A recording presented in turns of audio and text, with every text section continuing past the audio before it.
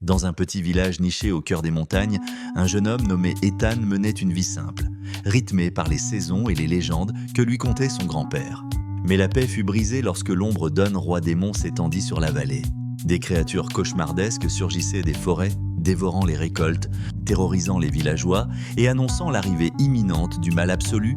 Une nuit, alors qu'il contemplait les étoiles, le souvenir d'une ancienne légende s'imposa à lui, Usurus, l'épée de verre, une épée sacrée forgée par les dieux eux-mêmes. Sommeillait dans la forêt enchantée, seul celui dont le cœur était pur pouvait espérer la brandir. Déterminé à sauver son foyer, Ethan s'aventura au-delà des montagnes.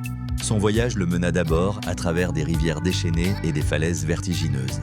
Mais il ne resta pas seul bien longtemps. Sur la route, Ethan croisa plusieurs âmes égarées, elles aussi attirées par la rumeur de la lame divine. Naël, un archer taciturne venu d'un royaume lointain, portait sur lui la culpabilité d'avoir fui une guerre perdue. Il cherchait la rédemption.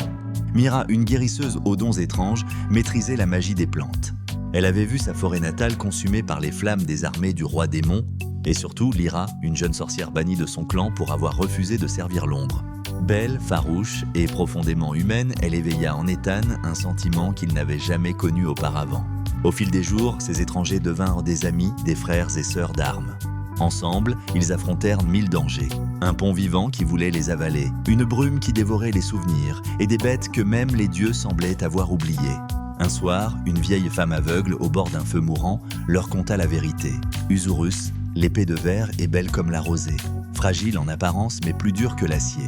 Elle ne se laisse saisir que par celui qui a le cœur pur, qui connaît l'amour véritable et qui a appris à pardonner. Le lendemain, laissant derrière lui ses compagnons, Ethan pénétra seul dans les entrailles froides de la caverne. Des illusions le harcelaient, son village en flammes, ses compagnons morts, Lyra tournant le dos. Mais au plus profond de sa peur, il se rappela leur rire autour du feu, le regard de Lyra quand elle pansait ses blessures, la confiance de Naël, la douceur de Mira. Le courage l'envahit. Un scintillement brisa la pénombre et l'épée vivante s'illumina dans les ténèbres. Transparente comme du cristal, elle semblait faite de verre pur, mais elle vibrait d'une puissance divine, gravée de runes célestes. Elle chantait dans sa langue propre. Lorsqu'Ethan posa la main sur la garde, une lumière éclata dans la caverne. La lame de verre l'avait choisie. Sa nouvelle épée étincelante au poing, Ethan sort de la caverne. Ses amis étaient stupéfaits par l'éclat de l'épée. Ethan se précipita vers le village, arrivant au bon moment. L'épée au poing, juste à temps pour affronter le roi démon et son armée.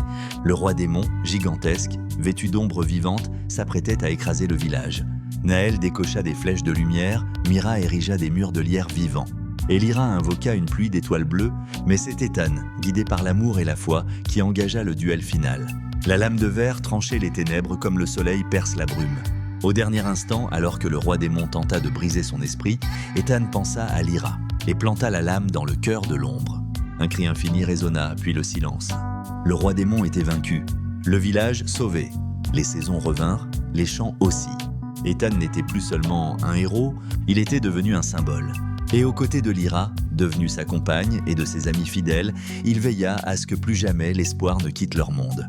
On raconte aujourd'hui que dans les clairières, certains aperçoivent encore un éclat cristallin scintiller entre les arbres, l'écho d'un amour né au cœur du combat.